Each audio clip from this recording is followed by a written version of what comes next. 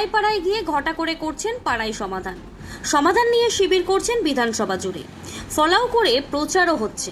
আর খোদ তার পাড়াতেই প্রায় মাস দুয়েক থেকে জলবন্দী হয়ে আছে 70টি পরিবার। শনিবার এমন অভিযোগ তুলে ওই পরিবারগুলির হাতে ত্রাণ সামগ্রী তুলে দিল সিপিএম নেতৃত্ব। জলঙ্গি বিধানসভার কাটাবাড়ি এলাকায় বাড়ি বিধায়ক আব্দুর রাজ্জাক মণ্ডলের। আর তার বাড়ি থেকে রশি কয়েক দূরে একটি পাড়া দীর্ঘদিন ধরেই জলবন্দী হয়ে পড়ে আছে। সিপিএম নেতৃত্বের দাবি, মূলত বিধায়কের ইটভাটার মাটি পাহাড় করে রাখার কারণে জলবন্দী হয়ে পড়েছে ওই পাড়া। চলুন শুনে নেওয়া যাক কি বলছেন সিপিএম নেতৃত্ব। আপনাদের মনে হতে পারে যে এই পাশের এটা বাড়ি বা এটা বাড়ি নয়, এটাই হচ্ছে রাস্তা, এটাই মূল রাস্তা। এবং ওই যে বাড়িটা দেখা যাচ্ছে তার বাড়ির একদম মেঝেতে জল চলে গেছে, কাজে ওদের থাকার কোনো অবস্থা নাই। এটা কিন্তু বানের জল নয়, এটা হচ্ছে বৃষ্টির জল। কাজে বৃষ্টির জলে আজকে একটা গোটা পাড়া প্রায় 70টা পরিবার এই অসহায় অবস্থায় আছে। প্রায় মাসখানিকের উপর হতে চললো, অথচ কোনো আজকে যারা জনপ্রতিনিধি, বিশেষ করে তৃণমূল কংগ্রেসের, তাদের কোনো দেখা পাওয়া যাচ্ছে না। আজকে এখানে নিয়মিত যোগাযোগ রেখেছে আমাদের উপপ্রধান, এই কাটাবাড়ি অঞ্চলের প্রধান, তারা যতটুকু পাচ্ছে এখানে সহযোগিতা করছে, কিন্তু তাদের সহযোগিতা সাফিসিয়েন্ট নয়। এটাকে সম্পূর্ণভাবে এই জল বের করতে গেলে পঞ্চায়েত সমিতি, জেলা পরিষদ, তাদের সহযোগিতার প্রয়োজন। আমরা তাদের দৃষ্টি আকর্ষণ করছি যাতে কাটাবাড়ি এই গ্রামটা ঘুরে যান। এই গ্রামেই জলঙ্গি বিধানসভার এমএলএর বাড়ি, এখানে বাড়ি থাকা সত্ত্বেও তিনি একবারের জন্য আসেননি। এবং আরও একটা অভিযোগ করছে যে এই জল যে নামছে না, তার অন্যতম প্রধান কারণ হচ্ছে এখানে এমএলএ সাহেবের ভাটা এত উঁচু করে মাটি তুলেছে যে ওই দিকে আর জল যাওয়ার উপায় নাই। কাজেই এটা আমরা দাবি করছি যে পঞ্চায়েত সমিতি, জেলা পরিষদ এবং সরকারের পক্ষ থেকে এই মানুষগুলির পাশে দাঁড়ানো হোক এবং এদেরকে বাঁচানো হোক। শুধু রাত্রিবেলায় এরা থাকতে পারছে না, সাপের ভয় আছে, বিভিন্ন রকমের অসুখ হয়ে যাচ্ছে, ডায়রিয়া হচ্ছে, বিভিন্ন প্রকার অসুবিধার মধ্যে তারা এই দিন যাপন করছে। উপাবিলটা আপনার জলে যারা ডুবে আছে তাদের সম্বন্ধে কী বলবো, তারা তো অ্যাকচুয়ালি এখন বর্তমানে অসহায়। আমাদের এই মুহূর্তে সান্ত্বনা ছাড়া কিছু দেবার নেই। তবু প্রধান সাহেব বলেছে আমরা এই মুহূর্তে যা একটা করব, তারপর পরবর্তীকালে চেষ্টা করব যে এই পানি কী করে বের করা যায়, ওই চেষ্টা আমাদের পঞ্চায়েত তরফ প্রধান থেকে হবে। আর বিষয়টা হচ্ছে, আমি এখানে অনেকবার এসেছি, এখানে জানে যাদের জমি তারা জায়গাটা কাটতে দেয় না, তবু আমরা তাদেরকে বুঝাচ্ছি, যদি তারা যদি বুঝতে পারে এই মানুষ যারা জলে ডুবে আছে, অসহায় মানুষ, তাদের জন্য তাদের জায়গা যদি দেয়, আমরা পঞ্চায়েতের তরফ থেকে অবশ্যই সেই জায়গায় জল বের করার জন্য চেষ্টা করব এটাই। আর যে ক্যানাল বন্ধ আছে সেই ক্যানালও আমরা খোলার চেষ্টা করব। কিন্তু এই যে সব মানুষ ভাষা নাই, যে এখন কি বলবো, যারা ডুবে আছে, রাত্রিতে তো আমরা ভালো ঘরেতে শুতে ভয় করি, তাই তারা জলের মধ্যে বসবাস করছে, তারা খুব অসহায়। এই মুহূর্তে আমরা যতটুকু পারবো তাদের পাশে দাঁড়াবো। আমাদের প্রধান সাহেব কথা দিয়েছে, আমি কথা দিচ্ছি যে যাদের বাড়িতে থাকা অসুবিধা হবে, তারা যদি ভাবে যে কোন জায়গায় থাকবে, সেই শেল্টার আমরা দিব, প্রধান দিবে, আমরা তাদের খাবার দাবার ব্যবস্থা করে দেব, থাকার ব্যবস্থা করে দেবো আমরা এই মুহূর্তে। অন্যদিকে শোনাবো তৃণমূল বিধায়ক আব্দুর রাজ্জাক মণ্ডল কি বলছেন এই প্রসঙ্গে। আমি বিএনএন টিভি থেকে ফোন করেছিলাম আপনাকে। হ্যাঁ বলছি, আপনার একেবারে পাড়া কাটাবাড়িতে প্রায় 70টি পরিবার জলবন্দী হয়ে আছে বলে দাবি সিপিএম এর, আর তারা আজকে সেখানে ত্রাণ বন্টন করেছে, তো কি বলবেন আপনি?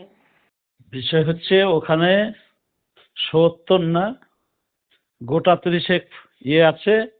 সেটা হচ্ছে যে জল যখন আটকায়, ওখানে একটা ছিল, হিম পাইপ ছিল যে জল নিকাশি হওয়ার, সেইটাকে বন্ধ করে দিয়েছে ওরা। 2 বছর জল সেরকম আটকায়নি, বর্ষা হয়নি, সেই জলটা আটকায়নি।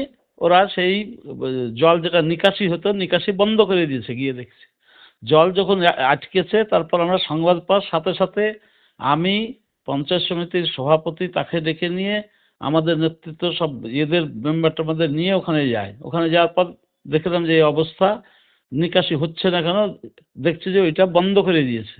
তো সেইটা বললাম যে ওইটা হিম পাইপটাও জাম করে দেওয়া হয়েছে, জল না গেলে কি করে হবে। তো আমরা বললাম যে আপনারা এটা লেবার লাগিয়ে দিয়ে কাটান, আমরা দাম দেবো, এবং হিম পাইপটা যদি ভেঙে যায় তবুও সেটা হিম পাইপ কিনে দেওয়ার ব্যবস্থা করা হচ্ছে। তখন আবার ওই যে জল যার জমিতে যাবে, সেটা মাঠের জমি, সে বলছে যে বন্ধ করে দিয়েছে, 2 বছর থেকে বন্ধ করা আছে, বর্ষা হয়নি, যায়নি। এবার আমার জমিতে আমি পরে যদি বাড়ি করে আমি জল নামতে দেবো না। বললাম যে যখন করবেন তখন বিকল্প ভাবা যাবে, আপাতত নিকাশি ছিল, নিকাশি তৈরি করেন। ও গোদ হচ্ছে, আমি সবাই ওইখানকার লোকজন কর্মসূচি রয়েছে পাড়ায় সমাধান, সেই হ্যাঁ। কর্মসূচি অনুযায়ী পাড়ায় পাড়ায় আপনারা সেরকম সমাধান করে বেড়াচ্ছেন।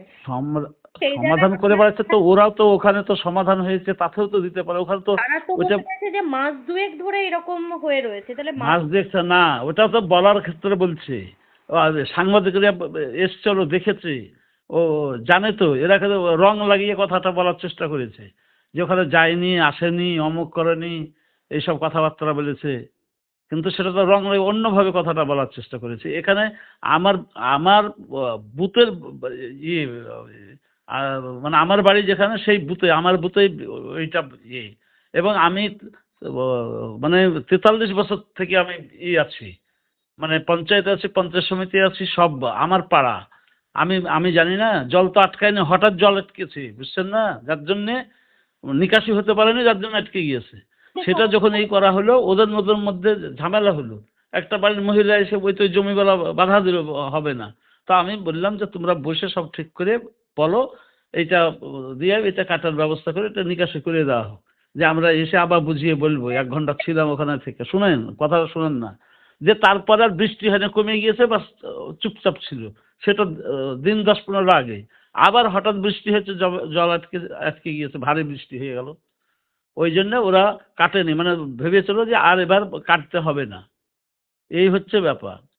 তারপর আসেনি, যায়নি, এইটা নয়। কিন্তু আপনার কি মনে হয় কতদিনের মধ্যে এই সমস্যার সমাধান হবে? কতদিনের মধ্যে জলটা কেটে দিলে বেরিয়ে যাবে। কালকে ইয়ে করছে, বলা হয়েছে ওদেরকে যে ছিল না, আজকে চেক বলেছিল, আমরা করে আসছিলাম, কালকে সকাল 9টার সময় যাওয়ার কথা আছে, দিয়ে কেটে দেওয়া হবে। ওকে যে লোকটা ওপর দিয়ে জল যাবে তাকে যদি ক্ষতিপূরণ চাই তাও দেওয়া হবে। আপাতত গেল, কিন্তু ওইটা তো হিম পাইপ ছিল, পার্মানেন্ট ব্যবস্থাটা ছিল, কিন্তু ওইটা বন্ধ করে দিয়েছে। তাহলে জল কি করে যাবে বলেন? আচ্ছা, ঠিক সেটা আমাদের ওখানে যারা বসবাস করছিল সবাই তো তাহলে জানছে যে ওই জল তো যাবে না, কিন্তু 2 বছর বর্ষা হয়নি না, জল আটকায়নি, জলটা বেশি হওয়ার জন্য এটা হয়েছে। তানিস্ক বহরমপুরের পক্ষ থেকে আপনাদের সকলকে জানাই শুভ শারদীয়ার আন্তরিক প্রীতি, শুভেচ্ছা এবং অভিনন্দন। তানিস্ক নিয়ে এলো এই উৎসবের শ্রেষ্ঠ এবং ভারত শ্রেষ্ঠ অফার আপনার জন্য। আজই নিয়ে আসুন আপনার পুরাতন গয়না, আর পেয়ে যান নতুন গয়না সম্পূর্ণ বিনামূল্যে। এছাড়াও থাকছে সোনার প্রতি গ্রামে 450 টাকা পর্যন্ত ছাড় এবং হীরের ওপর 35% পর্যন্ত ছাড়। তাই দেরি না করে আজই চলে আসুন বহরমপুর তানিস্কে। আমাদের ঠিকানা 242 নেতাজি রোড, মহাকালী পাঠশালার বিপরীতে, খাগড়া, বহরমপুর।